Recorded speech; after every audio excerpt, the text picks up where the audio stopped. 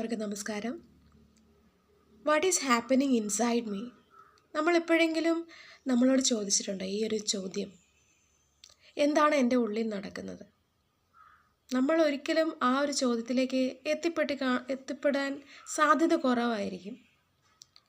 നമ്മളുടെ ജീവിതത്തിൻ്റെ തിരക്കുകൾ ചിലപ്പോൾ നമ്മളോട് തന്നെ ഇങ്ങനെ ഒരു ചോദ്യം ചോദിക്കാൻ നമുക്ക് സമയം കുറവാണ് എന്നുള്ളൊരു ന്യായീകരണമോ കാരണമൊക്കെ ആയിരിക്കും നമ്മുടെ മനസ്സിലേക്ക് എത്തുന്നത്. പക്ഷെ ഇങ്ങനെയൊരു ചോദ്യം നമ്മളോട് തന്നെ ചോദിക്കേണ്ടത് ആവശ്യമല്ലേ? നമ്മുടെ ലൈഫിലെ പകുതി മുക്കാലും പ്രശ്നങ്ങൾ ചിലപ്പോൾ ഈ ഒരു ചോദ്യത്തിലൂടെ അവസാനിച്ചേക്കാം. അതായത് ഇപ്പോൾ ഒരുപാട് കാര്യങ്ങൾ നമ്മൾ ലൈഫിൽ ഇങ്ങനെ ചിന്തിച്ചു കൂട്ടുന്നുണ്ടായിരിക്കും. ആ പ്രശ്നങ്ങൾ വരുന്നു, നമ്മുടെ ലൈഫിൽ ഇന്ന് ഈ ഒരു പ്രശ്നമാണ്, നാളെ വേറൊരു പ്രശ്നമായിരിക്കും, അല്ല അങ്ങനെ ഓരോ കാര്യങ്ങളും നമ്മൾ ബിസി ആയിരിക്കും. അപ്പോൾ ഇങ്ങനെ ഒരു ചോദ്യത്തിന് സാധ്യതയേ ഇല്ല. നമ്മളുടെ മൈൻഡിനെ ഏറ്റവും കൂടുതൽ നമ്മൾ കൺട്രോളിലാക്കാൻ ചെയ്യേണ്ട ഒരു കാര്യമാണ് ഇത് സൂചിപ്പിക്കുന്നത്. മൈൻഡിനെ ഒബ്സർവ് ചെയ്യുക, ഒബ്സർവേഷൻ.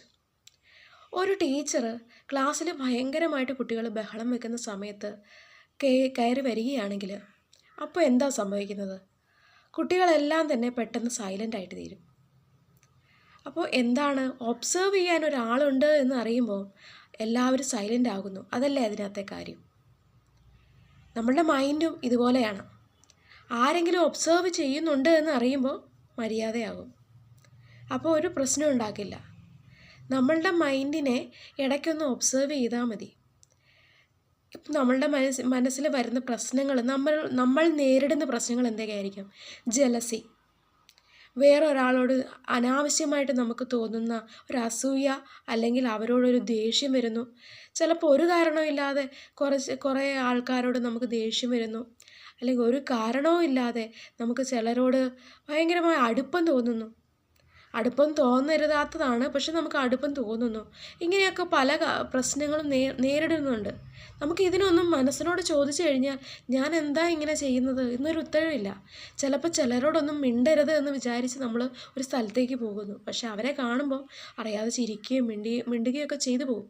അത് കഴിഞ്ഞ് നമ്മൾ ചിന്തിക്കും, ഞാൻ എന്താ ഈ ചെയ്യുന്നത്? ഞാൻ മിണ്ടരുതെന്ന് വിചാരിച്ചിരുന്ന് കാണാം, ഇന്ന കാരണങ്ങളുണ്ട്, എന്നിട്ട് ഞാൻ മിണ്ടരുതെന്ന് തീരുമാനിച്ചു, പക്ഷെ ഞാൻ മിണ്ടുകയാണ് ഫൈനലി.